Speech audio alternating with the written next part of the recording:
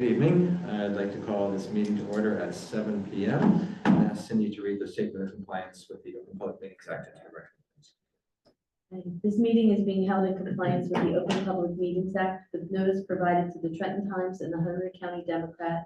The meeting agenda was posted to the city's website and on the bulletin board at the City Hall.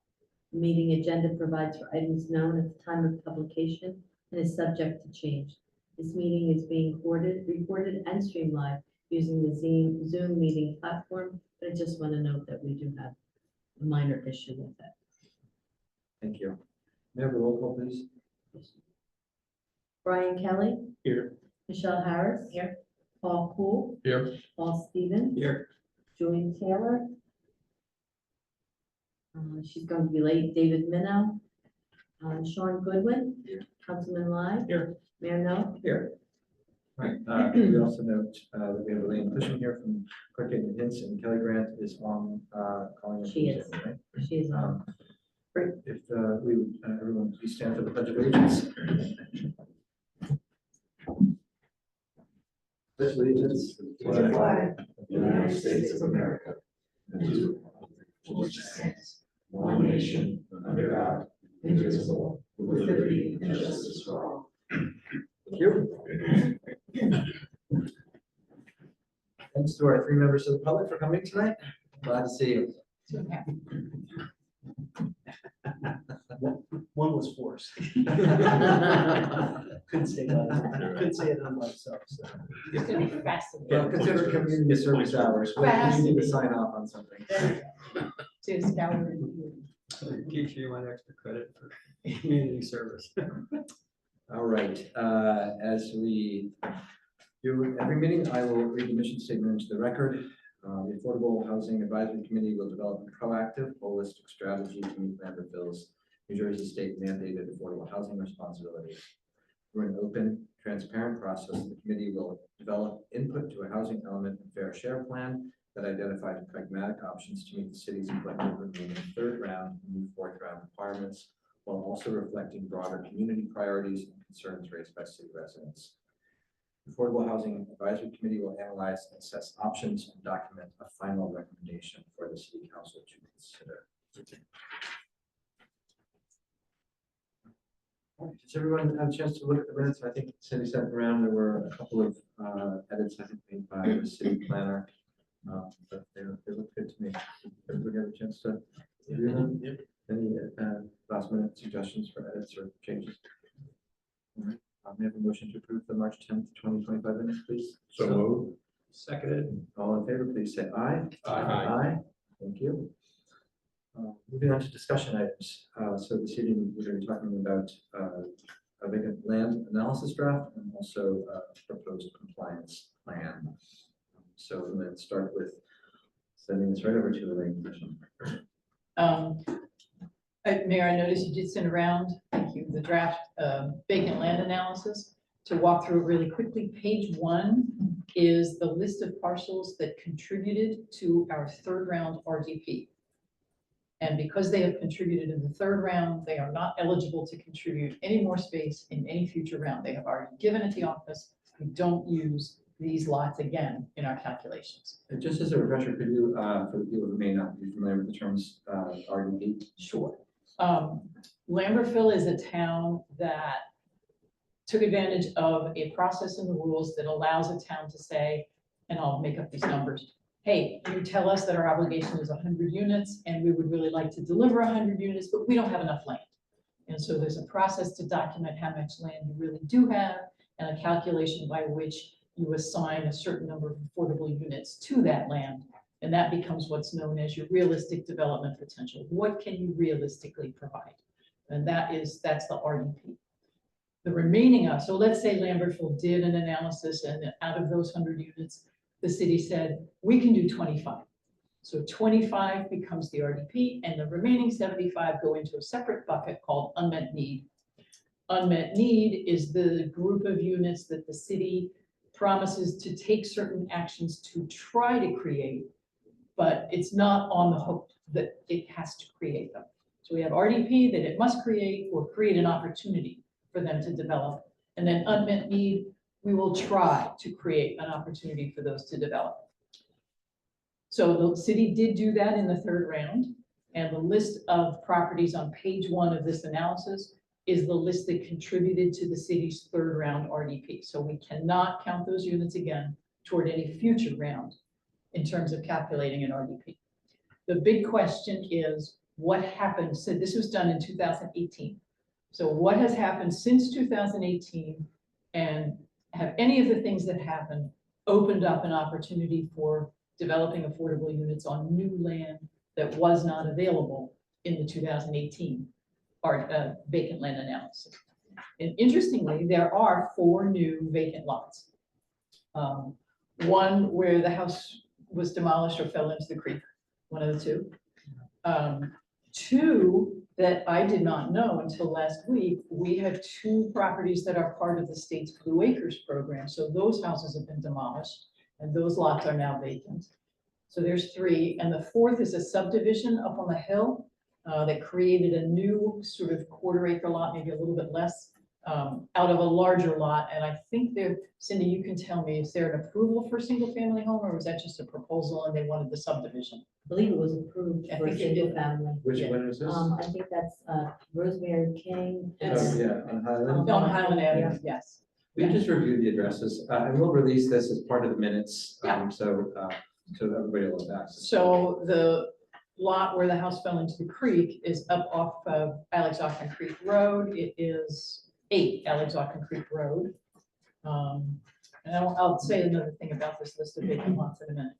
The 2 lots that are now part of the Blue Acres program are numbers 2 and 4 Curly Lane.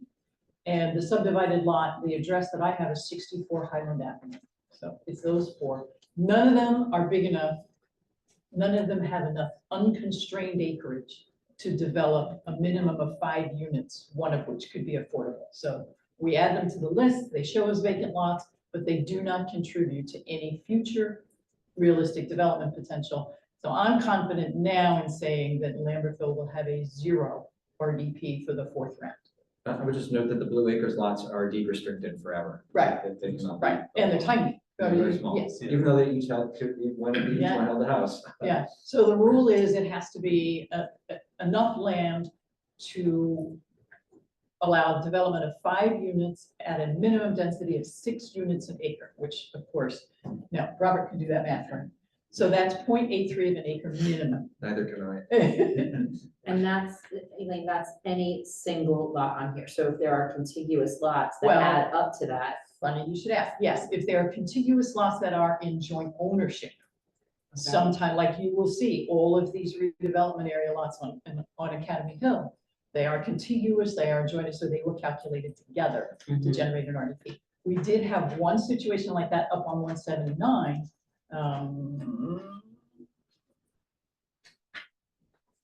We'll find it.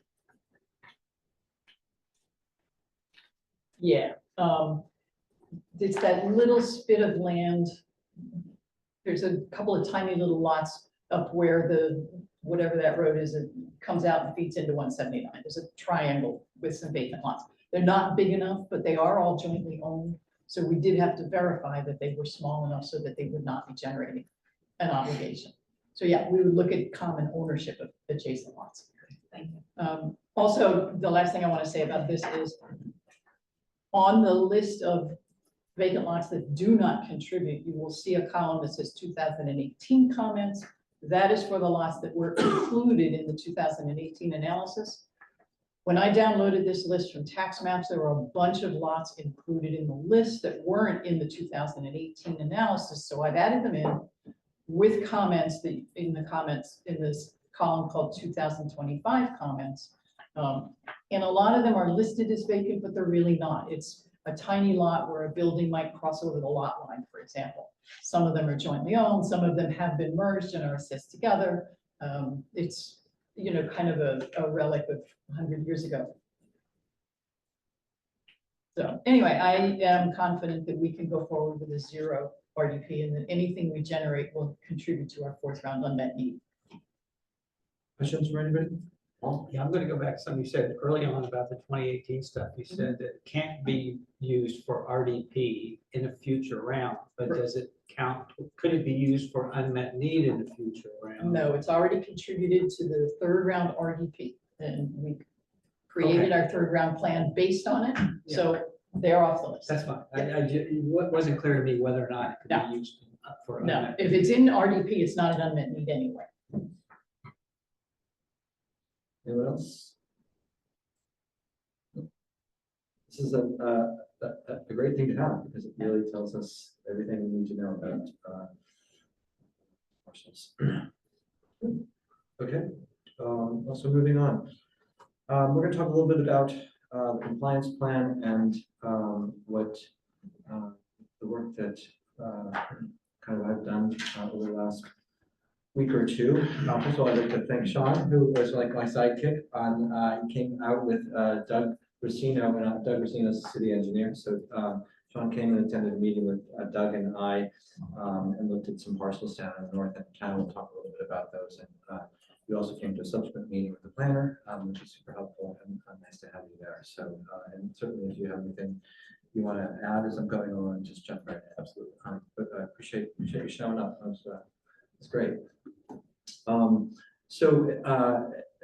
of pursuant to a conversation with the planners 2 weeks ago, we wanted to have a conversation with the city engineer about the potential impact of the new flood, the inland flood rules on properties here in the city and their viability as potential sites for redevelopment with affordable housing in mind. So we Doug and Sean and I looked at the map. We went down to the north part of town and we had some conversations about properties in particular. So the properties in particular that we talked about while we were down there were the Maxwell asset properties. So these are the name of the buildings. It's Canal Studios, the building where no, not Oak. Luminary, yeah. Coffee, the Across old the Roxy street. Ballet. Correct. And across the street where the bar studio is in the restaurant. Right, so 3 buildings there.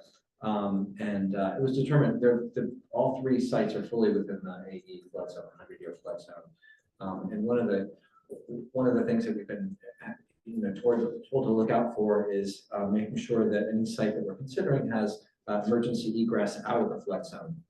None of those 3 properties have any egress out of the flood zone. In fact, you have to drive into the lowest area, which is the street, which is actually the lowest area. All the properties kind of pitch down.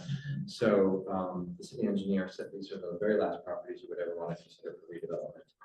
So I think that as we move forward, we should make that note in the spreadsheet that these are really not considered viable properties for redevelopment. So what if it was developed in connection with the CBS lot, which is right next to it? Because then they would have access to egress and so. They're not, well, I suppose they are contiguous insofar as the eastern edge of the one that's on the eastern side of North Union Street.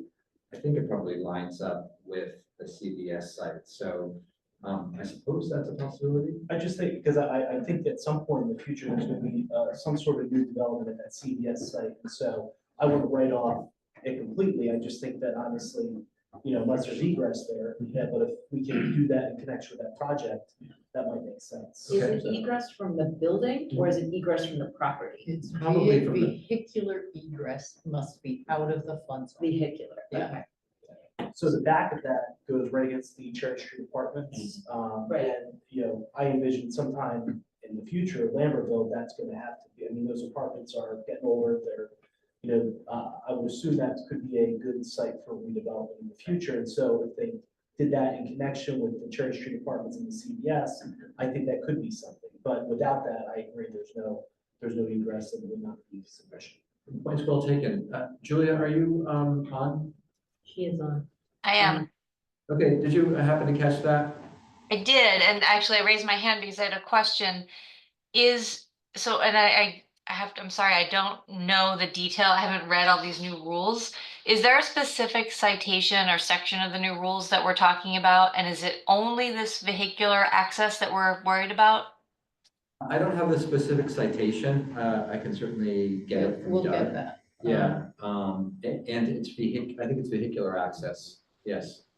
So did, at the last meeting, we talked about having some attorney weigh in on what all that means. Have we gotten that yet? Well, No, Is we there had an update? That's why we went with the city engineer. Yeah, So but I mean, he doesn't have he didn't actually give the citation, but we could certainly get it. well, I guess what it meant, like, yeah, what does that mean, vehicular access? How far do they have to go and still be in the floodplain to get out? Does it have to be immediately accessible? Those sorts of things. Yeah, my understanding is they have to be able to get in their car and drive off the property without being in floodwaters. So if, That's for only a example, you were gonna use the Morton Building property, whatever, you could put parking there. You know, you could elevate it, so that as long as they were able to drive out without risk of. I think there's also a little corner of it that might connect to 295 North Main Street too. So whatever happens there could possibly get. So I just think that's something that we have to look at, not as a standalone, but in conjunction with other properties. Yeah, we can make a note of it. Julia, if you could make a note of that, I can sort of look into that. And certainly that's a partnership between private property owners who may wish to redevelop those sites jointly or kind of in Or even collaboration. if you had some sort of access agreement in place. Right. You Yeah. know, An because easement. an Yeah, easement, it's an thank you. easement. That was Yeah. the word I was Yeah. looking for, wasn't it? Yeah. I I mean, know, if two the syllables eas- sounds like, yeah, if the easement counts, you know. it would count, as Yeah. long as it was documented and Right. recorded, for sure. Okay, so let's just make a note of that and we'll get the citation. Yeah. I'm But- sorry, one follow-up question on that. So Evan, is what you were suggesting that if somebody's parking were officially on another property, that's what would make it okay? Or, I'm sorry, I missed the deal. So what I was saying is the canal property, specifically the one that has the garage doors on the side near the Cherry Street Park. So Mhm. that property abuts the Cherry Street Apartments and also a corner of 295 North Main, that back area there. And so, obviously they may decide, who knows what they're gonna do with that. And so if those properties are developed in conjunction, I think that would be able to be used possibly for affordable housing, provided that there's access to it. That would be not on North Union Street. It would have to be through the CDS or connected to Village Apartments, because North Union Street is in the flood zone, that would not qualify, so it has to be access other than that. Right, So- okay, so that we're saying the building that has luminary, et cetera, we're saying that no, but those are off limits, according to the new rules. Yes, it's 278 North Union that we're Yeah. talking about, which is on the east side of the street. Okay, Right, the solution, the solution on the table is limited to the side where the bar studio is. Yeah, and the reason why I bring that up is that owner wants to do something and is anxious to do something, so I just wouldn't want to leave that out of whatever we're thinking about, so. Yeah. Because finding an owner that's interested is a big issue as well, so. All right, so that's, Julia, that's 278 North Union. I'll just make a note, but if you want me to send you a note on that, I can. Otherwise, if you want to make a note, that would be great. oh, you mean you're talking to me about the list, right? Spreadsheet, yeah. Yes, got it, I will, you know me and my spreadsheets, I'll happily update it. All right, thanks for pointing that out. We have to look at the tax maps to see where that actually meets the CDS or the department site. It may be too far into the flood zone on the 295. I'm not sure where the lines, where the property line is. Okay. So based on our conversation with Doug, those three properties, we'll say two of them are definitely out, and the third one now has some possibility if there was an easement situation or a partnership with the owner of the CBS lot to provide an egress. So we'll keep them follow up with that. And then everything else was really so much in the flood zone that there were concerns that there just wasn't going to be egress out. So whether it's Regal building or there's even there's going to be questions about that we're gonna have to find out, if there's a percentage requirement in terms of egress out. Village Apartments has an issue, right, with most of it being in a flood zone, so we still need to do a little bit more research, but it's very clear that the two on the west side of the street, we're not gonna be able to be considered for kind of redevelopment. So what we came up with in talking to Doug and subsequent conversations with talking to Michael and Kelly, I'm sorry, Elaine, were you in that meeting? Yeah, I was. Okay, and Sean are listed here on the fourth round priority sites in order of what we thought was probably the most viable down and kind of best bang for your buck. So number one, we noted the Spokesworks site, which is a number of different lots within a certain block, 1.78 acres. There's a small amount of which is constrained by the flood zone. And I mean, do you want to have anything to say about that site generally?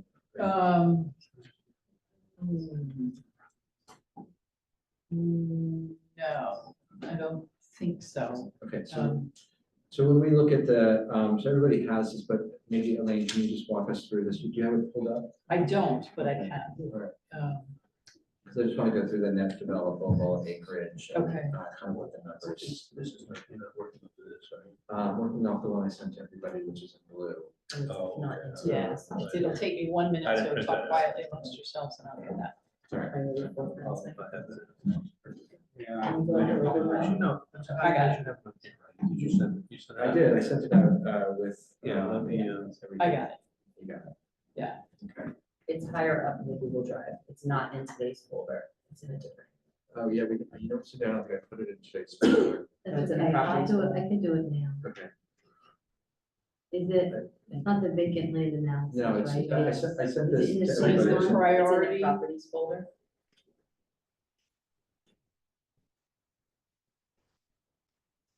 There's some 3 attachments out.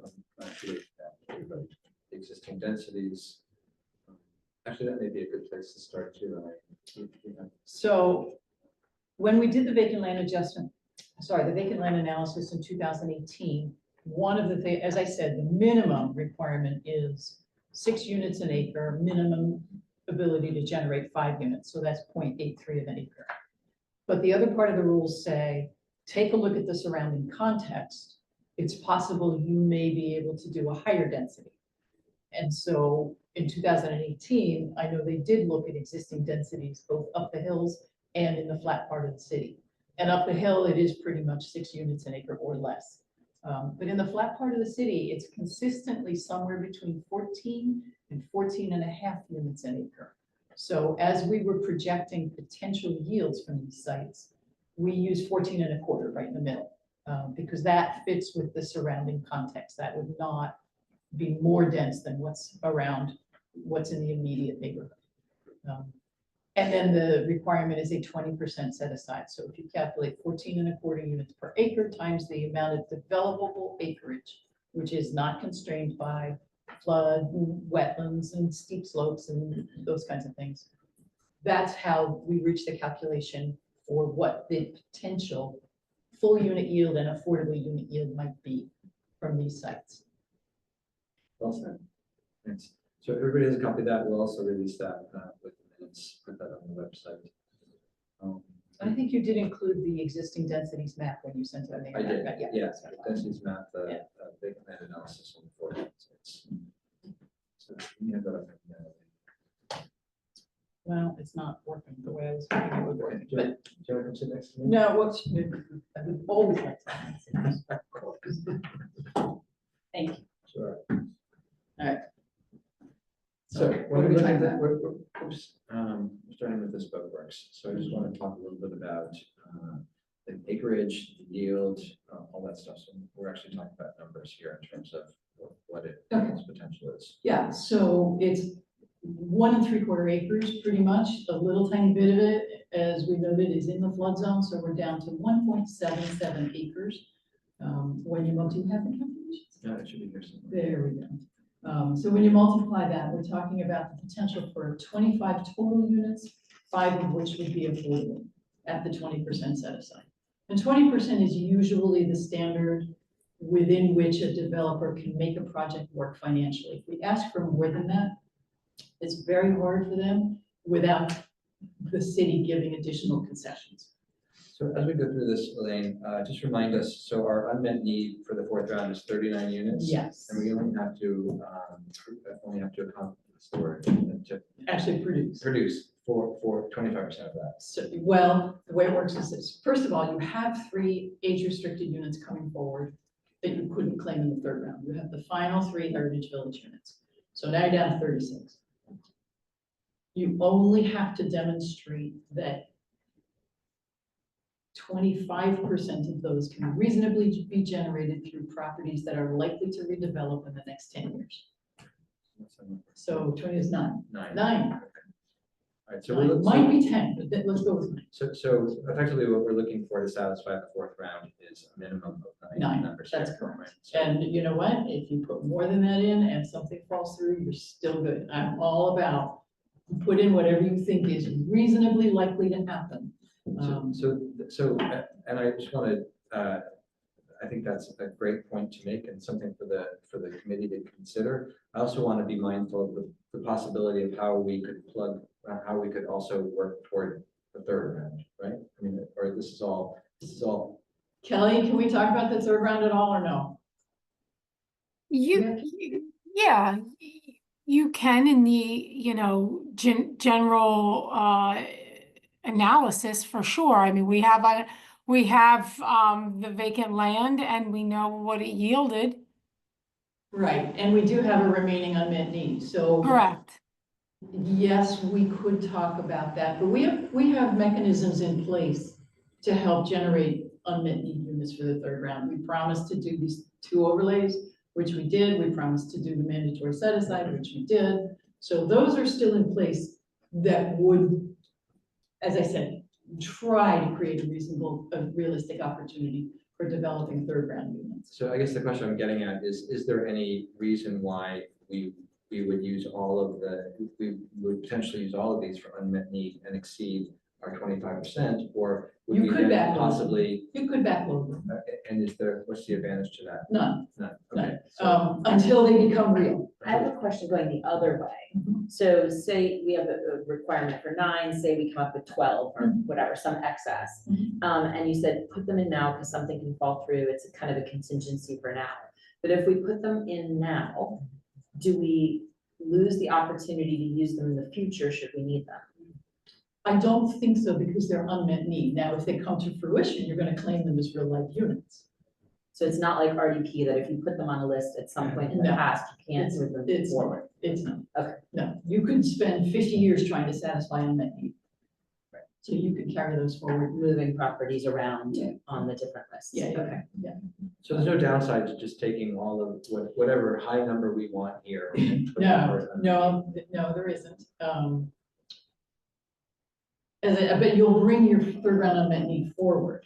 And the third round rules and the fourth round rules are a little bit different in terms of should anything turn into real units. So we are recommending keeping those numbers separate because let's say, for example, units appear on the core boy lot or the bird lot. The third round rules, if they were rental units, would allow you to claim bonuses. Fourth round rules don't have rental bonuses. They have bonuses for other things, but not rental bonuses. So we are encouraging keeping the 2 buckets separate.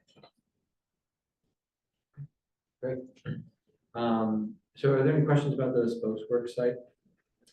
Just want to make sure I understand. So is this the vacant part of it, or is this also including the business part that presently exists? It's all of it except the hash house. And I could argue for including the hash house as just sort of, we need this to make this a whole, working whole. The hash house, we did take off. With regard to the environmental constraints noted on this site, I know the previous owner had some issues with that when work is being done on it. Has there been any resolution on that? On this side, So, with the potential environmental constraints at the spokes? that's what I'm asking. There were, because when we checked the DEP list, there were no environment. Are you talking about contamination?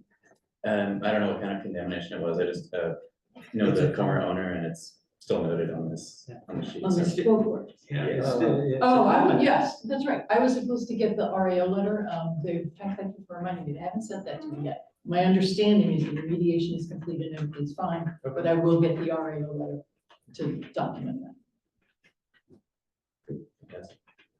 Any other questions about that site? Where you note the portion, the small portion, on the north side in the flood zone, does that just mean that that portion couldn't be built upon? Correct. And proportionally, it's small enough that it doesn't impact the rest? Right. So Yeah, it's 0.01 of an acre. It should say there on that spreadsheet, whatever the constrained acreage is, it's tiny. So I think that's actually behind my old house, and there's actually a little drop down there, and so it's probably the drop down part, because Right. most of that did not flood during Ida. I would say 99% of it did not, because it's a lot higher.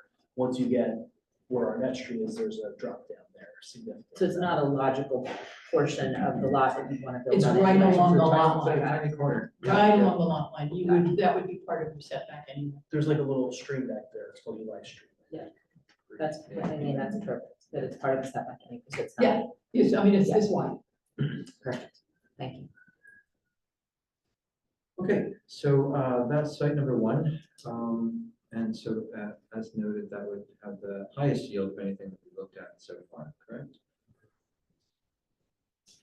Oh, no. 8. Right. Yeah, I'm sorry. So, and some of this is taken into consideration, property owners, conversations with property owners. So it's folks where property owners expressed an interest in having an overlay put on the site and is interested in developing the site. So And he would build up, do you think, from the existing building? possibly, yeah. I have one more question too. So I see that the total unit yield there is 25.5 for the potential fourth round. Is there anything we could do to increase those numbers, or no, that's all that site can? That's a policy decision. If you want to increase the density of the site overall, that would be up to you. 20% of whatever the yield is what would wind up being affordable. You could ask for a higher percentage, but again, that's when you get into pilots and, because developers would definitely want additional consideration for that. Thanks. So moving on to the CVS site, CVS complex. So it's let's see, it's block 1004, lots 1 and 2. It's 1 Cherry Street and 11 through 65 Cherry Street. Here we're also looking at an inclusionary overlay, density 14 and quarter, saying the total unit yield is 41. Potential fourth round affordable unit yield of 8. So that's where we are. And I've only had one conversation with the property owner who, wanted to speak to his attorney. We talk about the lot and so certainly it's something to follow up with, but I think as everybody knows, it's a very good lot. Yeah. It'd be a great place. It's to very go. good lot. So, That would actually be, in my mind, if there were a willing property owner, that would move it to number 1 instantly, I believe. It's the gateway to the city of Yeah. entrance, and so we could really frame a lot with that too, and, Yeah. I think it's a great spot for future redevelopment. And, we'll get that when I think, Julie was talking before, that's another reason to look at our master plan, which I know we're finally doing, to look at design guidelines and stuff for when those future developments occur. Right, and if it were to qualify as an area in need of redevelopment and you wanted to go that route, you could build pretty strict design guidelines right into a redevelopment plan. Is that little strip, the commercial strip, is that also part of that property? Yeah, it is. Yeah, there's 2 lots, so we've included both. Mayor, it looks like Mr. Minnow has, Okay. Join the chat. Yeah. All right. if you can go ahead and unmute yourself and ask your question or make your comment. Yeah, hi, everybody. I've been on the whole meeting. Sorry. I had a question about the Spoke Works site. Minnow and Wasco, Not kicking you out of your office. my old firm is a leasee of the Spoke Works site. And the lease, I think, is fairly long. It's, I think, 7 years with extensions. And it's dependent on the parking lot in the back, which was just repaved last week. It was a gravel lot, but now it's an asphalt lot. I just wonder how realistic the development potential is there. with those leases being in place? That would be a question probably for the property owner and I would think a couple of attorneys. Um, Yeah, it's a good question. I don't have the answer to it. Yeah, I'm no. not sure any of us, Well, I mean, if you did do something there and you had parking, that would accommodate that. So, again, I think you just have to look at what the language says and be somewhat flexible about it. Yeah. But if there's a need for the parking for the businesses, there's a way to accommodate that. did you have any other thoughts or questions on that, David? No, I'm moving on to the CVS site. I mean, I think potentially that site could receive a very high density in the town. I think this is the site that the city really needs, both from an affordable housing standpoint and from a gateway standpoint and from a tax standpoint. It's really the largest realistic development potential in town in my mind. And I think whatever density is applied to it needs to be significant. If we don't do that, I think the town's future really is sacrificed in a lot of ways. And that's just my personal opinion, but the density there can be very high, I think. Thanks. Any other comments or thoughts on that? I agree. I think it's a great location. Also, obviously very close to the school, very walkable. Really, it's a great spot. What kind of density are you suggesting? I mean, it's 14.25 in the spreadsheet right now. 14.25 represents what, townhouses or So that's what's in the surrounding neighborhood. So there'd be the semi-detached, the side by side. as opposed to a 3 or 4 story building? Yeah, flats and apartments would be higher. I don't know that any of us have too much a basis for imagining what a higher density would look like. What does 20 units an acre look like in real life? So it might be helpful, and I can try to get something that would show that. There's something on the point? There, maybe. Okay, I don't know what the density was in that. all right. Elaine, I'd be happy to work with you on that. Oh, that'd be wonderful. Thank you. Yes, the answer is, Second floor. Yeah. well, even better. Move the CVS to the corner. Yeah, move it up. Move it and let it be on the Oh, no corner. question. Parking. Yes. But they just want to put these ones. Oh, easily, easily. You could do what, 4 before you get into real construction?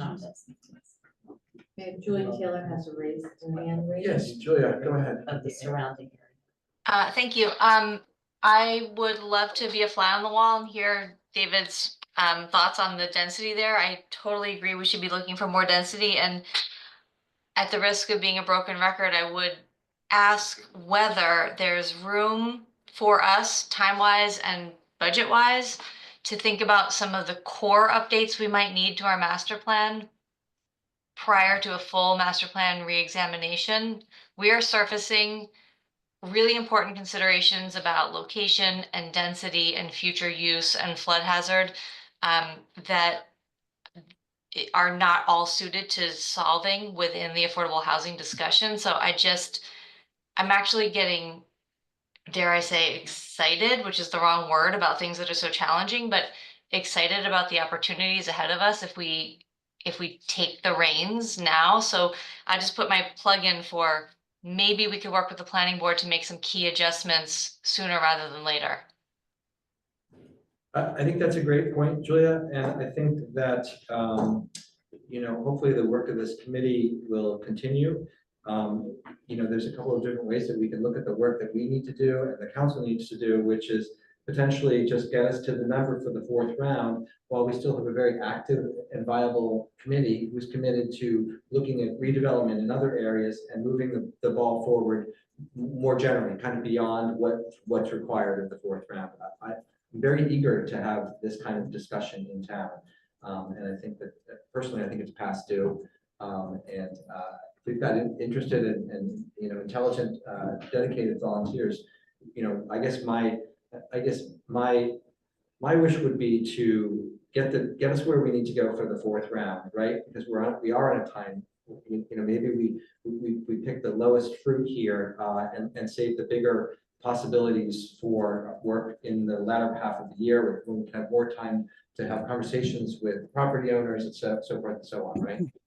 Or to consider redevelopment, studies, areas need redevelopment, et cetera. So I'd love to hear what the committee thinks of kind of how, of that kind of perspective, and, just what your thoughts are about meeting the deadlines and making recommendations to the council about what our fourth round number is, what we're putting forth, and then what we're committed to kind of working through, subsequent to or after the deadlines.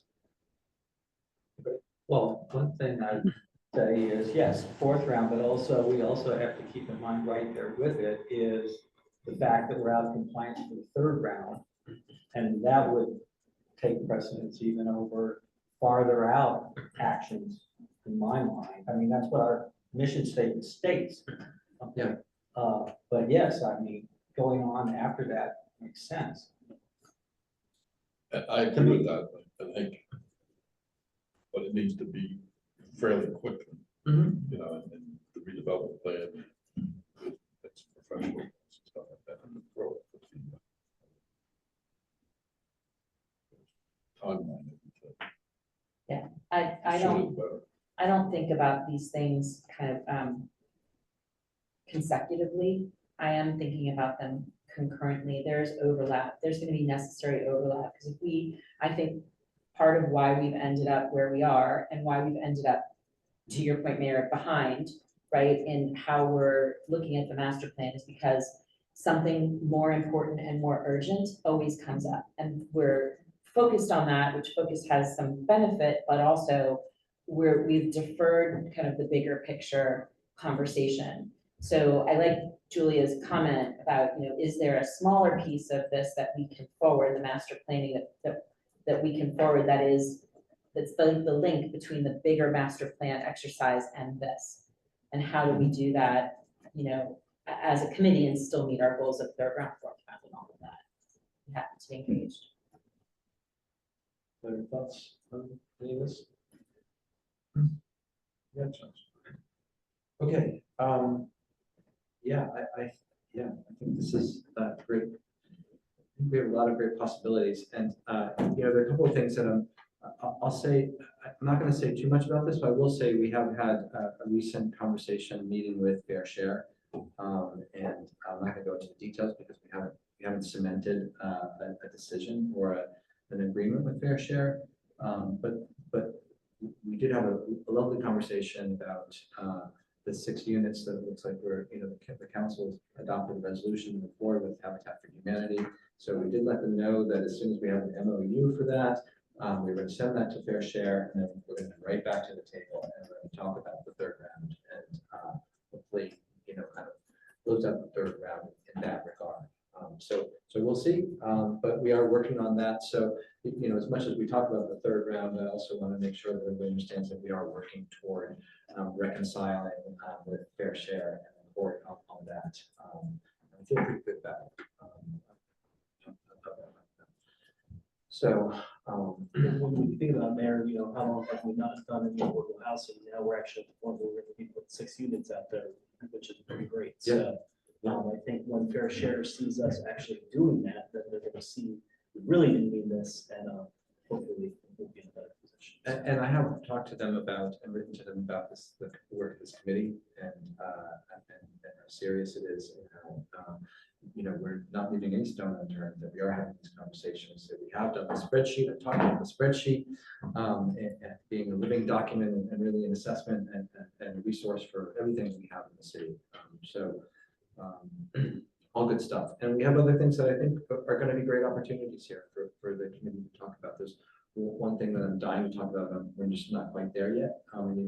Maybe by the next meeting, I was hoping to talk to the property owner today, but I think that there's a lot of good possibilities here. That said, we do need to get to a place where we meet our deadlines for the fourth round.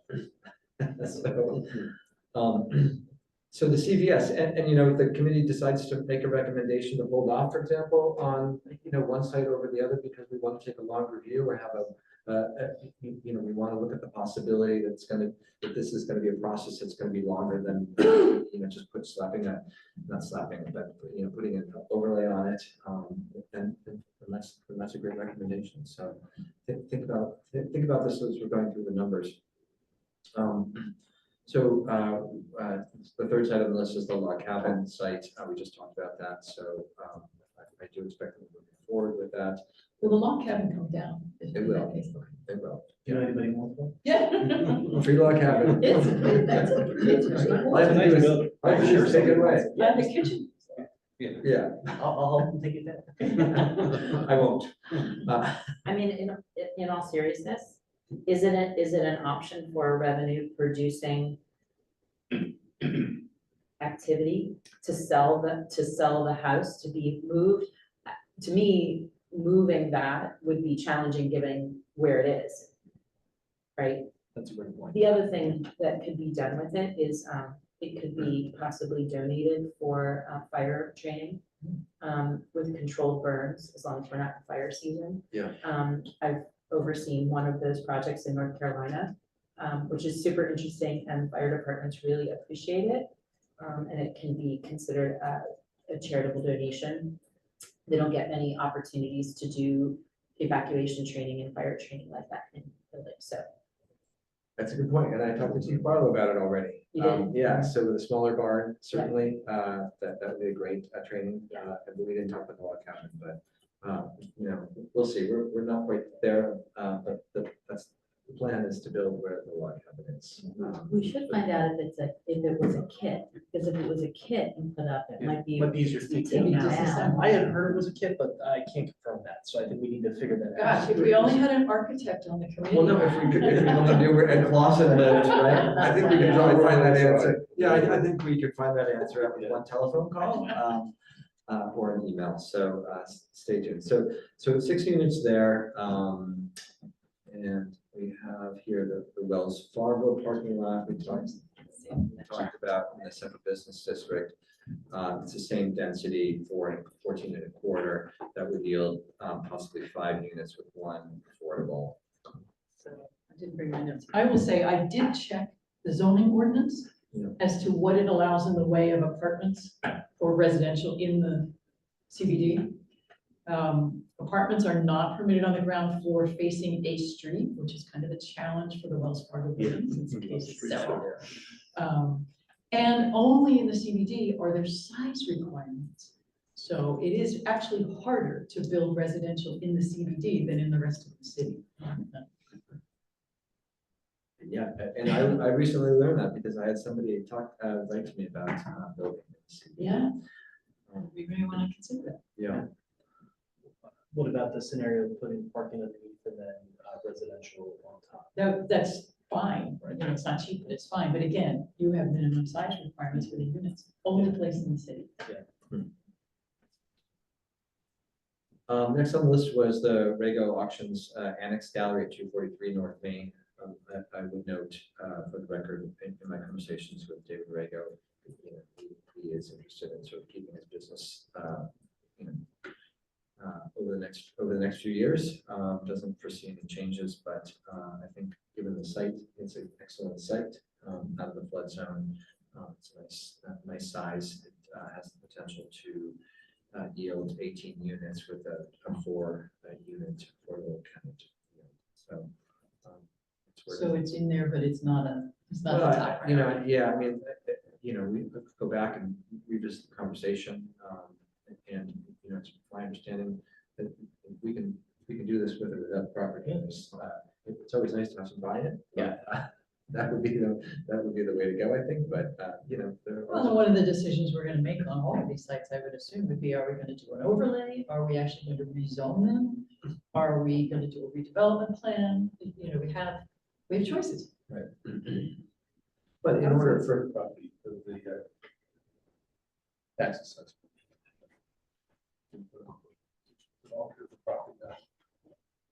that's an answer. I don't believe so. What's until they take advantage of it? Would it affect the valuation of the property? Depending on what the overlay is. Yeah, well, we have, the overlays on the bird and the corporate lot. I don't think it does until they take advantage of it and then, because it's based on equalized assessed value. But I'm not an assessor, so I just made that up.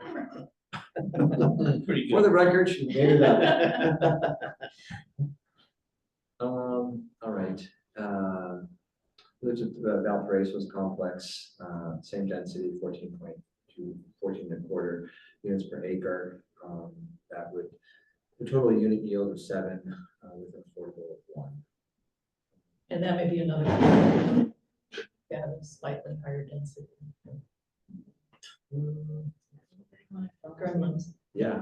I Is agree it with you time for a about ghost the story? density of that site, because again, that's another one, it's not, a gateway to the city, but really when you get to the downtown, it really is. Yeah. To clean that up, I think. Yeah, I agree. That would be another one. On our list, Dave, And we also have the village apartments, which we've been talking about a lot the last few years. Just, what's the acreage of that? Just out of interest. 2.4. 2.4, and there are 44 units there, so that's 20 something an acre right now. Right, but I think as of right, they could actually build 60 units there. Yeah, I'm just in terms of envisioning what 20 acres of Yeah. 20 units an acre looks like, village apartments. Has there been any contact with the property owners? I've tried to make contact with them, and not, but it's been fairly recent. I have not heard back from them. So I will continue to try. I think the reality though too is, it's gonna be developed at some point, it's not gonna exist like that, so we're gonna do what we need to do, regardless of whether or not, the owner reached out to us, because that's what we're gonna do. It would be nice to be able to incorporate that other house, Yeah. just because it gives you greater egress out of the flood zone. Correct. Last conversation with them was that they weren't interested, but I think that's a conversation that would be, that we could revisit. Nice lot, and it would work well for potential redevelopment of the site. And the Lily Street apartment in the library, we've introduced an ordinance to restrict that for 30 years. That ordinance will be up for second reading and public hearing at our next meeting. April 17th. April 17th. So expectation that they'll move forward. That's a solid unit for the fourth one. And that's what we've got. There are questions? Any movement or response from the St. John's School? Jesus. I have not met with Father Robert yet.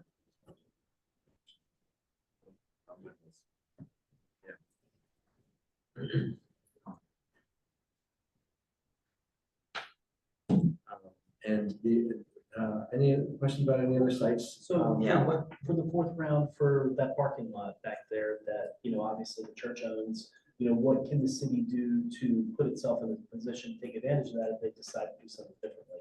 Can we put an overlay, like what could we do? That's part of the CBD. Okay. So, yeah, I certainly wouldn't advocate an overlay on that personally, on any of that property, so we've had a thorough conversation with the diocese and Father Robert. I would agree with that with any property, I agree. And we want to talk to property owners as much as possible. Just incorporate the process. Yeah. Well, it's interestingly, the church feels like maybe has many property owners. Start thinking about parishioners, right? So you have lots of interest in property. Do they own any of the properties that surround?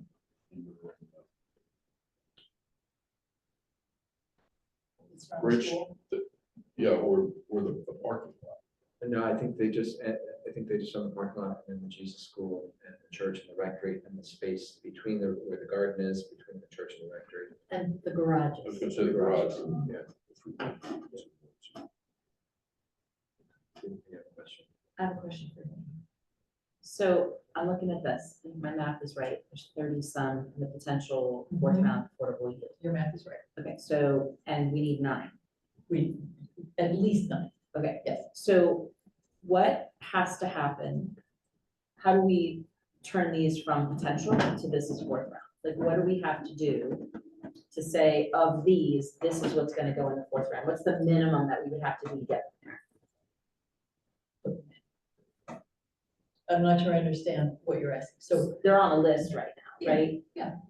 so we write a fair share plan Mhm. that says, site number one is, let's say, the Spoke Works, and there's a description of it and the site suitability analysis, which is, you know, is it available? Is it suitable for development? Can it be developed in compliance with all regulations? Is it surrounded by compatible uses, things like that?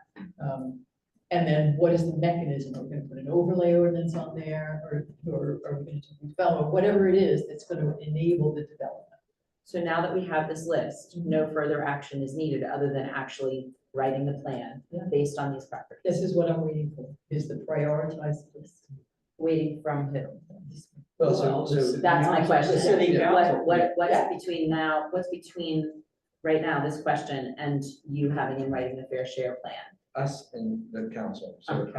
I think that, I mean, we were hoping that we could get some recommendations tonight from the committee about how to move forward. And those recommendations be forwarded to the council for our council discussion on April 17th. And then immediately after, assuming the council approves of this body's recommendations, we would move forward with whatever mechanisms or placing you would have. I would write from that way, exactly. I guess my question then for the committee would be,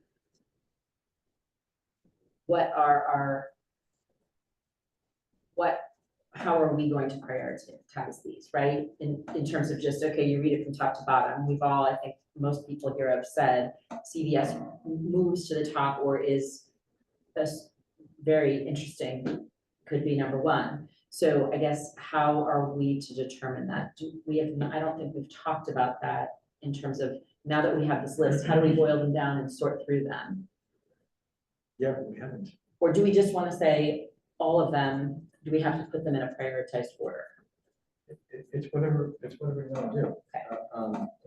And, you know, ultimately, the city council is going to make a decision, you know, so I'm going to be listening to the recommendations of the council, and I think that, I mean, the committee, and I think the rest of the council members will as well. That doesn't necessarily mean that we can fall in line with every recommendation you make. So you take a look at the list and what today looks like is number one, might change if you have conversations with property owners and things like that. Right. So from my perspective, it's hard. I mean, I would love to say CVS is number one because that's always been an eyesore and always been number one to me. But if he's not willing to move and Works is, maybe that has to be number one. And I don't know that we here collectively would be in a position tonight Yeah. to prioritize that list, but to say this is the list. There are Yeah. pros, there are cons, but then there are also unknowns. Yeah. And I think that unknown column could very easily outweigh the pros if we could figure out, switch them to known, right? That's the point. So if we did just pros and cons tonight and sorted them, then what? Do we move forward or do we have another round of conversation after we figure this out? I don't know that, so I don't know that we can't move to another, I mean, council has to make this decision on April 17th about how we're gonna, what the plan's gonna be. So, you know, if you feel like you have some ideas about, you know, for example, if everybody thinks that the CVS site is such a, is the site, right? And maybe we should be considering a redevelopment plan, you know, maybe that could be a potential recommendation to the council, right? And it doesn't necessarily mean that, you know, I mean, the council's gonna look at that and you know, that we're supportive of that as a possibility, right? Is there time, if we made this list tonight, Mhm. based on what we know now, is there time between now and that next action? And that's what I was trying to get at with the question. Between now and the 17th, to say maybe, yes, we're giving you, yes, we developed this list on March 26th, but since then, we've discovered that the property owner's not amenable or there's some other thing that takes it off. Because otherwise our recommendations are kind of hollow, right? Well, I wouldn't say hollow, they're conditional. I Yeah. suppose would be Yeah. a word Fair I would enough. prefer. Don't we have another meeting between now and April 17th? We've got a Monday morning meeting between now and then. April 14th. April 14th, and this is kind of like, I'd like to digest this a little bit. I will say also that we do not have to indicate priorities in the plan. So really, possibly the decision is just, at this point, do we want to try to include it? Or is there enough against it now so that it stays out?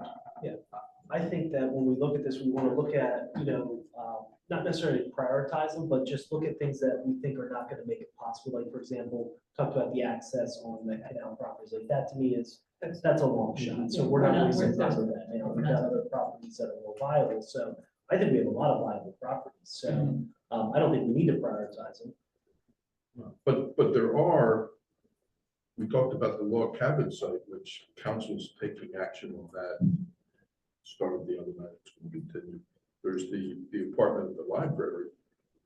I would say they're number one. Right. Because Well, yeah, no, they're an actual. Is it possible the habitat sites are going to be in third round? Maybe, that's a good question. Yes, if Fair Share is going to allow us to use those to replace the apartments for the police station site, those habitat units Right. would be third round. When will we know that? I don't know that I don't think that I think it's unrealistic for us to know that before we need to have a plan. Right. Their share Okay. is super busy, the courts are incredibly busy. So then Very we hard to need not get. consider it I now? would probably should keep it off until we Sounds know. like you're right. Yeah, well, there's no harm in doing more units for the fourth round. But that is something that's a very good point. So the We only might want to thing is reserve that for the the apartment public. at the library. But We use the apartment at the library in the third round. Oh, that's a third round? Okay, We used it as a special needs unit in the third round because it used to be leased to Easter Schools. right. Now it is what is called a family unit, which means that anybody can rent, put themselves on the list, and be income qualified and rent it. So that turns it into a new unit. So it is now a new unit for the fourth round.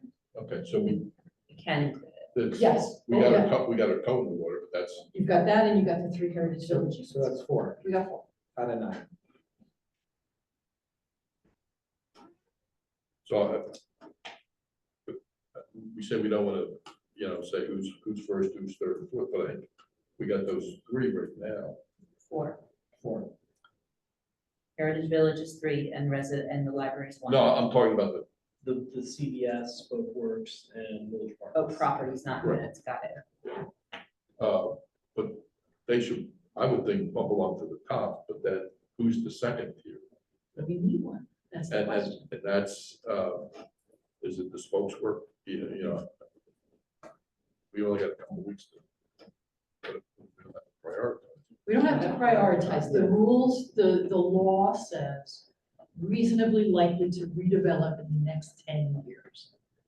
So if that is your screen for, do we put it in because we think it is, or do we leave it out because we really don't think it will redevelop in the next 10? That's really the only decision you have to make. Julia Taylor has a comment. Go ahead, Julie. Thank you. I was gonna restate what Elaine just restated, so I won't talk about that. We don't need to prioritize.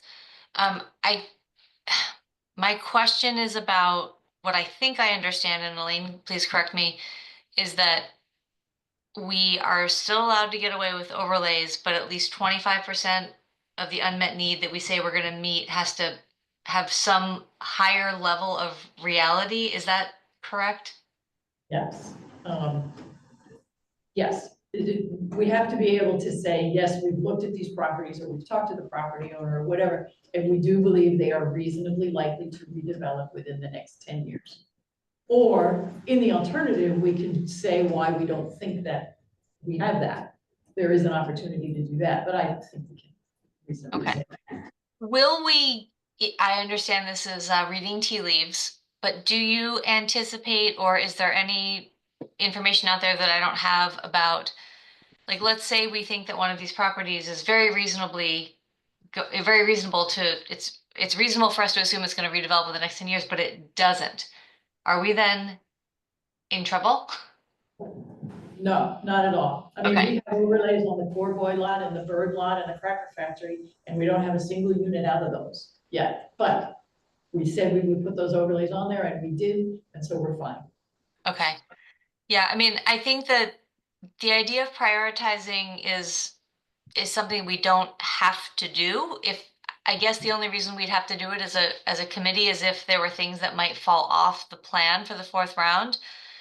But I would just put a plug in with the benefit of, you know, backward looking glasses. If and when the time comes that we have to consider overlays that current owners don't agree with, I would suggest we tread very carefully in prioritizing owner desires because they're not binding. Overlays are not binding to any current owner.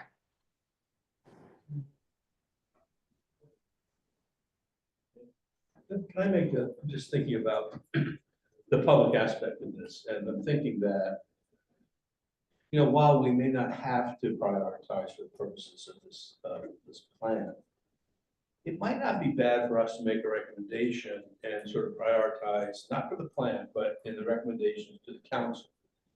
Because I think there's some value in identifying the CBS site as a high priority site on the record, so that everybody in the public understands that from this day forward, there's this recommendation that this committee made, that's going to be an important site for the future. And because it's a gateway site, I think the more you can point to the fact that it's no surprise, it should be no surprise to people that something's going to happen there, because there was a recommendation that this committee made to the council. In other words, have a public record of the fact that this was considered, identify the conversation that we had here about how important it is, and it's going to be a longer term process to do anything there, because there's going to be a lot of public input. But so I think the sooner it becomes public that there's going to be attention paid to that site over time, I think that's just better for everyone. Brian, to that, sorry, go ahead. Go ahead. To that point, rather than prioritizing it, because it is just us without public input, without owner input and so on, would it have value to the council, would some middle ground to the council be to say, there are certain properties on here that are certainly fine and suitable for affordable housing. There are some properties that offer additional benefit. Yeah. Here's what those properties are, and here's what the additional benefit is that the committee has recognized. So that naturally bubbles them up in the conversation for the council and the public, but it doesn't give us a ranking. No, that's fine. No, that's fine. Yeah, and I think what you say in that as well is that, and we're raising this with you because we know that there's additional work that the planning board may have to do. In other words, we build that part of this conversation into that as our rationale. We're raising these up as higher priority problems. I want to go back for a second. Now, you talked about, well, we could put more on there than the 9 we need, but is that the best thing we want to do or not? Because we still have unmet need from the third round. We still don't know what's going to happen from the third round in terms of meeting the other stuff that's, an issue because of the Hill. So maybe we only want to come up with a minimum of what we need to get in compliance and stay in compliance, but still keep our options open in the future for how we go actually get even our RDP for the third round. I'm gonna let Kelly answer that. Yeah, I I think it's hard to answer right now in light of where That's why you get the big bucks. I know. Where we are, literally, we have a few things in the third round that are still pending and in the coming days. And that's my hesitation to weigh in on the interplay there. Well, I guess what I'm saying is keep something in reserve and not Yeah. commit it, because we have a minimum, we have to commit 25% to stay in compliance in the fourth round. Yeah. Why overcommit when that might tie our hands in the future to take care of something? It wouldn't necessarily tie our We hands. don't know. It's it not, sounds like. it's not an impossibility to amend the plan and just move something from the fourth round back to third round. That is doable. I'm not suggesting that we throw everything into the fourth round, but we're not in trouble if we wind up being able to pull Okay, something that's out. not kind of what I heard when we were going through this, and we were saying maybe we give them a longer list to talk about things in terms of priorities and so forth. But we need to keep forward on that, that whatever the council does, keep that sort of thing in mind. I think the hope too is that we're gonna have a plan on how to handle our obligation with third round before we have to do some of the stuff in the fourth round. So, you know, but we don't know. That's obviously what we're trying to do. And so It's, Well, and the 25% is still 25%. You're gonna have the 27, what did we say, 9 times 4 is 36, you're gonna have the 27 unmet need units still as an unmet need obligation. You just haven't had to demonstrate that you can redevelop a property in the next 10 years. But that number does not go away. no, I understand it doesn't go away, but we got others that aren't going away that. I think since we've got some really good viable properties though, that we've now looked at, like, you can really see we have a lot of options here. And, you know, you're looking at the CVS slot, which is, I think, the best spot, and then Spoke Works and Village Apartments. And between those three sites, they could cover all grounds. Right, but I guess I'm wondering, once Don't again, make promises about I the know. village apartments. That's gonna take a little more work, just But because the flood even, zone. but even what they're able to do are right, 60 units, they're 12 But units, that, so, it has to, yeah, but it has to come up at least probably 12. That's parking. yeah. yeah, it's for the park. The parking would have to go, you need egress. So the parking would have to be at grade. Parking. I was wondering about that, because the. Dry, it's called dry access. Oh, so it's not, that wouldn't be considered, sorry, that wouldn't be considered egress if it were, If they had to go down into the flooded area to get their car, no. But it's gonna be leaving before it floods. I mean, No, people did not leave before it flooded. It happened so So fast, they fast. didn't have an Yeah, that's my opportunity. question. But there's also the property right next to it too. Oh, yeah. So, Oh, I mean, you know, me and my grandiose thinking, I am envisioning a redevelopment plan for that whole northeast area. Whether that would actually work and whether the property owners would be amenable is entirely different. But I can absolutely see merit in considering development up there holistically across all those properties, for sure. And you could figure out parking if you had that much land to work with. So, I'm gonna get back to what I hope is perceived as a good idea, which is we have to get to our number, the city has to get to its number, we have to do the plan. I love how invested everybody is here, and I guess one of the approaches that I would recommend potentially for the committee to consider would be to just get us to the number, the fourth round number, but also to say, you know, we support getting to the fourth round, but the way we want it, our recommendation is to look at some of these sites in the longer term, right? So you look at the CVS site. So, you know, our total unit yield is 41 if we just go with kind of the regular density, right? But what I would really love is for the committee to look at the possibility of more density there, right? And to make recommendations and make, you know, potentially to engage more with the property owner, to look at, you know, is a redevelopment plan realistic, does it meet the criteria? You know, how do we move that forward? So to hold and reserve a little bit some of these opportunities because they're not fully explored. I think that's a perfect example of CVS site, right?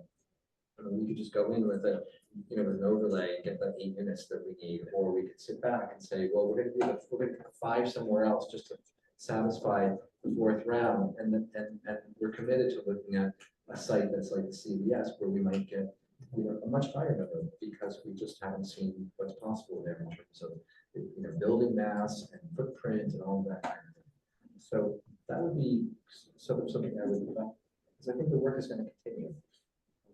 I want it to continue. I want everybody here to be involved. But if we, you know, if the council goes, if we as a committee recommend, maybe I should not be voting on this or participating in this, but we look at it and you know, go with what we need, and then we've got all this extra stuff to work on. I think that's good.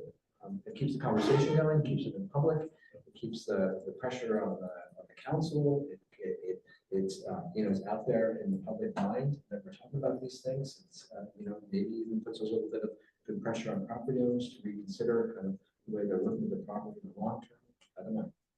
But we're saying there's got to be a realistic potential that we do it in 10 years. Right. 10 years looks like a hell of a long Oh, time yeah, right sure now, does. but It yeah, sure does. it flies by pretty quickly. Yeah. But I think the CVS, there's the property owners got some balls up in the air. Right. I think once, this is an option, potential option for them as they're sitting down trying to make business decisions with this, and, so it's, but maybe there are a couple steps that we can do, point in that direction, whether it's a redevelopment or area need a redevelopment or something like that. But again, that's not going to be something that come, No. the end of 2026 to affordable housing. No, not necessarily, but it, I mean, realistically, I mean, I feel like, having these conversations with property owners once, like over a period of like 2 months and having to come up with this plan is in its own way, it's unrealistic. And I would say that I think the city has fallen short in terms of having conversations with property owners over the years. And I would rather, play it slow with a site like CVS and go back to them and say, well, I know, in our first conversation, we felt like this, but we really want to engage you with possibilities and talk to you about, what the site could be. If you're concerned about your CVS lease, we can fix, we can deal with that in a redevelopment plan. All of these things, right? To be having more regular conversations with some of these property owners and getting them to imagine the possibility of what a site might be as we imagine what it might be, what we decide it might be as it aligns to our not just our master plan, but kind of our values. And so that's I have a comment and a question. My comment is regarding the CVS property. We're saying it has to be feasible within 10 years. Is that right? Whatever the words are that you've used, Reasonable chance that it will redevelop, that it will redevelop. undefined in terms of reasonable. So, Yes. and talking about how fast 10 years could go, if the lease isn't up until 2026, a multi-use site that's that large with the traffic and not environmental contaminants, but environmental flood, all of those remediation kind of exercises that would have to take place. You're not talking about 9 years. That's actually not a lot of time for a development of that size with that kind of complexity. So to me, it puts it right on the border of, is it feasible within that period of time if we put it on now? Just a statement. I've seen these things take a really long time, even when they're very supported. Dave Minow, Yes. your thoughts on that? The timing of doing something on the CVS site for a developer? Yeah, I mean, if we, really were envisioning this as a holistic redevelopment of that part of town. The lease is Yeah, up. I think it's very realistic within the next, 10-year time frame. In other words, if the leases are up at CVS in 2026, if a developer came in and purchased the site from the current owner, I could see, probably a 2-year process through the city and, a 2-year build. I mean, it's perfectly reasonable. And correct me if I'm wrong, but you just have to have contracts working, right? Yeah. Within the 10 years, so. Oh, it doesn't have to be. It doesn't have to be done for business. Got it. Got it. You've got to have Okay. something in Right. writing, Yeah, right? So yeah. that's why the Yeah. police station site went all the way through. It had a developer, they were working a pilot agreement. So, right up until that time, we were in compliance. That's right. That's right. And I'll make this up. Let's say you decided and it qualified and did a redevelopment plan for the CVS site. An adopted redevelopment plan covers you. So, there you Got go. it. Then my Yeah, concern is. yeah, we've created a realistic opportunity at that point. Yeah, thank you. Now, in 2030, obviously, we're gonna have to go back and revisit that, and if nothing has happened in 5 years, we're gonna have to figure out what to say about why it's still viable, or what needs to happen to make it viable, but for the moment, a redevelopment plan get you where you need to go. So my question then was, thank you for that conversation, that was very helpful. So then my question, Mayor, is to you, and are you saying that you're suggesting that we don't include everything on the list, that we put forward only what we need, or maybe a little more, but we would hold on putting the CVS complex on to allow for further discussion? I think that's wise, honestly. I mean, I think that from what I know, the spokeswork seems like it would be a good site to put an overlay on, right?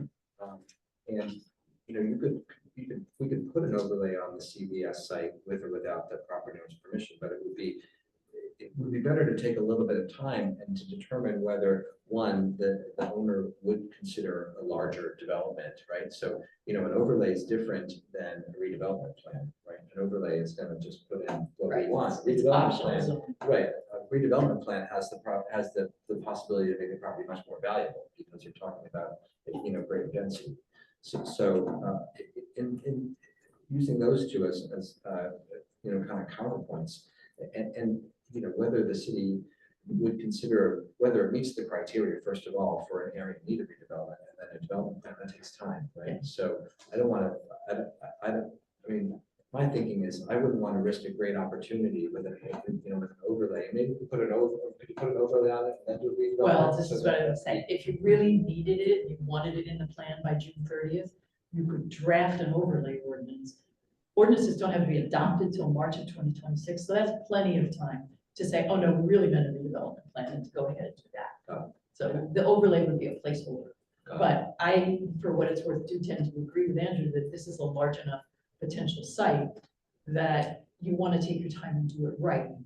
And if you don't need to include it right away as part of your 25%, we could still put it in there. But it would be surplus to that 25% that we need.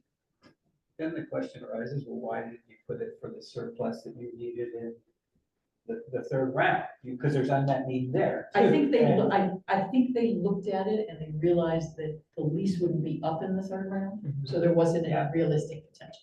Well, So the question then goes back to criteria, right? If we're talking about putting some in and not others in, we have 4, Heritage Village is 3, and residential is 1. That leaves 5, minimum 5, that we need to still identify.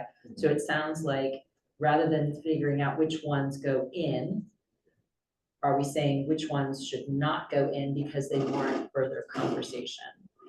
Or we really don't think there's potential there. Okay, You could And then what are put, we you could left put the with, right? CVS site in with an overlay ordinance as a placeholder and say right in the plan that you're going to pursue a redevelopment designation for the site. And if it's not eligible or if it doesn't get designated, then you will adopt the overlay ordinance. That would be your backup for that. If you wanted to include it, if you didn't want to include it and you have enough to meet your 25%. But with Spokesworks, the numbers I'm seeing there, if I read this right, I mean, there's plenty. There's 5, or maybe 5. Given the That's what we current, need, given the right? current density. and why are we saying that that would go on versus why would that not take more time also? Why does that not compare to CVS? Well, because, you know, in my conversations with property owners, expressed interest in development there. So we know something that we don't know Yes. about CVS. Correct. Or it's a slightly different thing than we know about CVS. Right. The owner is not completely committed to the idea of redevelopment because, you know, there are outstanding questions about the lease with CVS. So, So that's the 5. so that's the 5. You know, I want to make sure, did you want to, David, did you have anything that you wanted to say tonight? Comment or questions? On this- No, I'm sorry, not you, David, no, yeah. Yeah. The only thing I would think of, just since you've asked, is, I know that the laundromat is being sold. I don't know if that whole building there, like, I don't know if there's room to go up or anything. Like Yeah, so that's something that we talked a little bit about in the meeting, and do you remember having this conversation? We did. We had, at some point, we had talked about whether the lot was deep enough for Mount Hope Street to do anything with. You could build up, I imagine. I don't know how many units that would get. on a 20% set aside. You have to be able to create 5 to get 1. And I think in the end, Michael Sullivan said that, that's a property that where you could already use existing. Yes, that's true. Existing zoning. Yes. So you wouldn't mess, and we didn't talk about this tonight, but, that's gonna be something that we want to talk about, Julia, in regards to the spreadsheet. A lot of the properties are so small that they may just have to work within the existing zoning to possibly create any affordable. So does that answer your question? We're gonna wind up here in a couple minutes, because it's coming up on time, but, and I'm happy to, email the group, in the next week or so, regarding any follow-up conversations I've had with, property owners. So are we Yeah, gonna make a recommendation tonight, or are we gonna wait till because I think we can make a recommendation tonight, or not, or give people one more time to, my personal belief is, I agree with you, I think we need to get to the number and then fine tune down the road, but right now, let's get to the number. So I'm just looking at the list to that point. So we have, so I'm not gonna resort, oops, I'm recording this, that's not what I want to do. So we have the bottom two, Heritage Village resident and the residential apartment in the library. We have Spokesworks, that gets us to 9. We have CVS that's getting delayed, that'll be on radar, but not on this list, right? Clausen Farm, not on the list, because they're round three, that's possible round 3. Yeah. So then what are we doing with, what are we doing with what remains? Well, one of the questions I had earlier, I'm sorry, impacts this, because what happened, why was the Valparaiso building taken off as not being? I haven't spoken to the property owner there, but. Because I mean, last year it was on the market. It's on there. Well, no, but I mean, why it wasn't considered as yellow and likely and so on? It's Oh, on is there. it? It's on the list. I'm sorry, we haven't really I talked haven't about it. seen I that. mentioned it earlier in the meeting, He but mentioned, I haven't spoken to the property owner, so I don't know what the status of that is, but it's a great site. I think it's a great site. Yeah, and we had talked about raising the density on that well, side. see, as well. I'd like to hear, if there's a possibility between now and the next meeting, because I think that's another. Well, that's one of the ones that would have to, that I'm asking a question about, that's sorted. We're saying there's the library sort, let's say that's the top of the list that's gonna be included in the plan. There's the CVS sort, which is maybe later. And so there are a couple that remain that are not disposed of yet. There's Wells Fargo, Rago, Valparaiso, Village Apartments. Those are the 4 that are left. So what are we doing with those 4? Is it a quick yes and no? I think we have to put Village Apartment to the side. Yeah. So that's a no, okay. Everybody's not interested. Not If you're interested. I would prefer to keep that off, unless I really got a commitment from him. If the owner says he's not interested, then So that leaves Valparaiso and Wells Fargo. Right, and I haven't spoken to the owners of Valparaiso, so I can certainly follow up with, try to get in touch with the owners of Valparaiso. And Wells Fargo is in the central business district. They can't have apartments on the first floor. I mean, that, there were complexities with that, which is why I think that was comes off. I don't know how many apartments you can create above before you get to 5, so that you can generate 1 affordable. I would say there's potential there. It's probably a lower priority. It's a smaller number. With regard to Wells Fargo, Elaine, you had said that there were like additional bonuses that would be involved with Wells Fargo. I think any recommendations made to the council should include like any information we have about like bonuses that could go into it. So I think all of these properties would be eligible for the redevelopment bonuses, which is a half a bonus per unit. But they have to actually be created. We can't count on bonuses in unmet need. If we get a commitment and they turn into real units, then yes, they move into RDP and bonuses get. So I think capturing all that out of the air, I think that does leave only us with 9 for this plan, which is Spokesworks, the library and Heritage Village. So there's no excess, which is what we started talking about, which look, all of this richness that we have, and now we're down to the minimum. Are we comfortable with that? well, I mean, the other thing we could consider doing is recommending an overlay on CDS with exploration for redevelopment plan.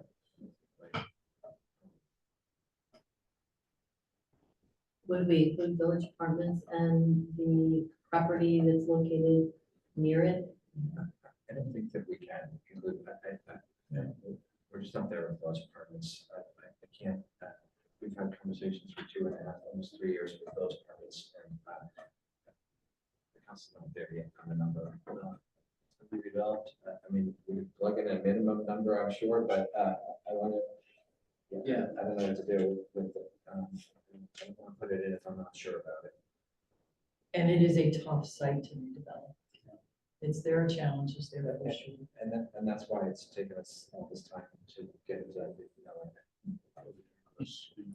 Yeah, that's the problem, is that when you look at the flood map, almost all of it's in the flood zone. What about getting back to Michelle? About Parizo to get him to spoke with it, but there'd only be one unit that would get us to the. Unless we raise the density. That's another place we're talking about raising the density above 14 and a quarter. Yeah. But that, because we're at 9, we need one, maybe we can squeeze another one out. Of Verizon. But again, We don't need another one. We're not, we're good at 9. We're good at 9. oh, we're good at that. Yeah.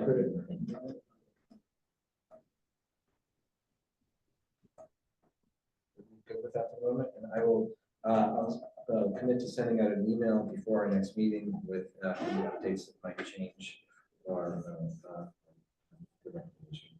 Yeah, it would be helpful before the next meeting to kind of see this resorted. Yeah. And the ones that are that have fallen to the bottom, kind of below the line of what we're putting forward. To your point, kind of just notes on why, what we're putting forward and why, and what we're not putting forward, and what is the future intent, if there is a future intent to carry these forward on some list.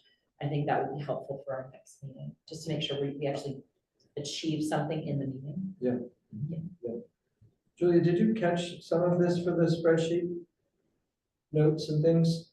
I sort of did, but I have a bigger question because now we have 3 versions of the spreadsheet. So Elaine, I will follow up with Elaine and you and Cindy as needed to make sure that we have a version that is complete with all of this stuff, including priorities. Your version is the version, is the you know, the big version, the most important version. The big version. Yeah. I do think that I gathered what was said here, but I will, Elaine, if you're okay with it, rely on you to sit with me and make sure that we document it correctly. Great. All right. Any final thoughts or questions? Motion to adjourn. Oh, you know what, Julia, I'm sorry, and Sean, you know, I forgot to discuss, everybody took a look at the Q, the FAQ. And I know that Elaine had made 1 or 2 edits. Yes, and I've seen Julia's notes back, and out of my head, I can't really remember the questions, but I don't think they were important enough to. No, they're minimal. They're minimal. And Brian raised a few really good questions that we're still working through, which information we want to put out and how much information. It's basically a balancing act between these are high level FAQs and there's 4 million questions everybody wants answered about affordable housing. So how do we marry that? And that's not all. So we're looking at some information potentially about rents and some questions about builder's remedy over big picture, but I think we're pretty close, and I appreciate everybody who took the time to review. Well, thank you for your continued work on that. That's much appreciated. I know it's a lot of work. Right, I'm going to ask for motion to adjourn. Second. All in favor, please say aye. Aye. Aye. Thank you, David, Julia, and Kelly. Thank you. Good night. Good night, everybody. And I have a question.